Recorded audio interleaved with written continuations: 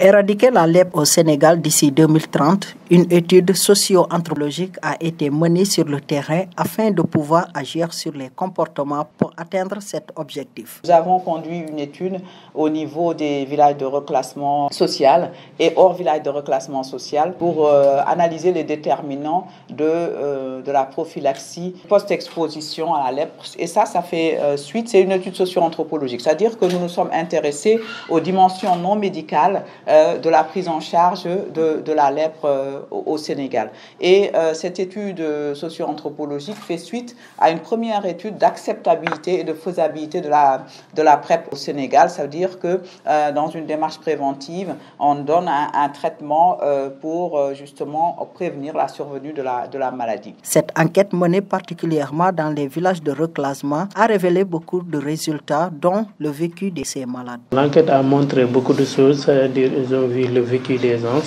le problème qu'ils vivaient.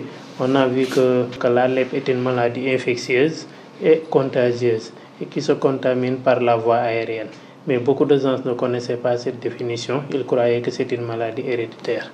Et aussi, ce que l'on voit par rapport aux malades, ça veut dire que c'est leur mutilation, ça veut dire que les séquelles qu'ils présentent, or que ce sont des malades déjà traités, mais ils ont eu des handicaps durant. Comme ils sont venus tardivement pour prendre leurs médicaments, ils présentent des handicaps, ce qui montre les mutilations. Et on a vu aussi que ce sont des malades qui sont stigmatisés partout où ils passent, que ce soit dans leur famille, dans le milieu sanitaire, et partout où ils passent, ils sont stigmatisés vu leurs séquelles. Le suivi des personnes atteintes de la lèpre, une feuille de route est déclinée lors de cet atelier d'évaluation tenu à Ziguinchor. On a préconisé de mettre une formation des prestataires. On a aussi préconisé de faire des émissions radio et télévision chaque samedi dans les radios nationales et en langue nationale. On a aussi prévu de faire des activités de communication pour un changement de comportement.